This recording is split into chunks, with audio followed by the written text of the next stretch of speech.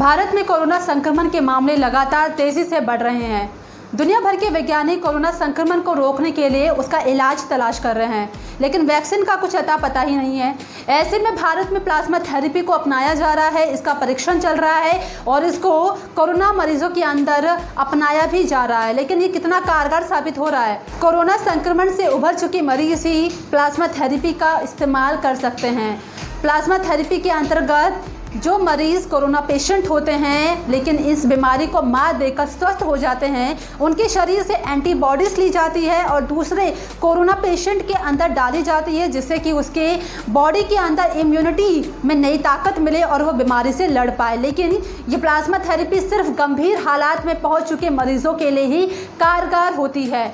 हमारे शरीर में जितना भी खून है उसका 50% प्लाज्मा है। ऐसे में हम कितनी भी बार प्लाज्मा जो है दान कर सकते हैं और 2 मरीज़ों में प्लाज्मा को दान किया जा सकता है एक ही व्यक्ति के शरीर से।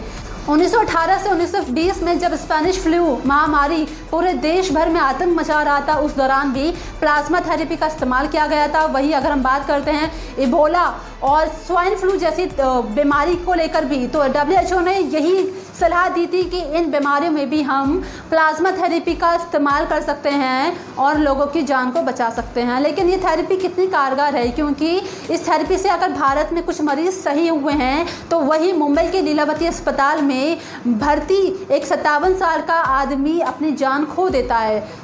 सवाल उठता है कि क्या वो प्लाज्मा थेरेपी से मरा है या फिर वो कोरोना संक्रमण की गंभीर स्थिति में आकर मरा है।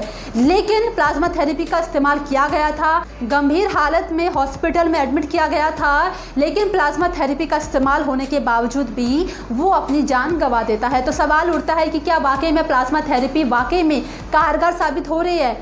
IMCR कहता है कि प्लाज्मा थेरेपी का जितना हो सके कम उपयोग करें, क्योंकि अभी इसको लेकर परीक्षण चल रहा है, यानी कि इसको लेकर अध्ययन चल रहा है। तो अंधाधुंध अभी इसका इस्तेमाल नहीं करें। लेकिन विदेश में कई जगह पर प्लाज्मा थेरेपी को बिल्कुल सुरक्षित माना जा रहा है और वहाँ पर उसका इस्तेमाल अंधाधुंध तरीके से किया जा रहा है। हालांकि अभी इसको लेकर ये रिसर्च का मामला है, क्योंकि अमेरिका समेत कई बड़े देशों के साइंटिस्ट ने अभी प्लाज्मा थेरेपी को इसका परमानेंट सॉल्यूशन नहीं बताया है। ये सिर्फ एक रिसर्च फॉर्म में है, यानी कि ये सिर्फ एक टेम्पररी इलाज है। वैक्सीन अभी भी इसकी तलाश हो रही है। तो देखते हैं कि प्लाज्मा थेरेपी क्या वाकई में कारगर साबित हो सकती है। बॉलीवुड सिंगर कनिका कपूर समेत हॉलीवुड एक्टर टॉम हैंक्स और उनकी पत्नी ने भी एंटीबॉडीज़ को डोनेट करा है।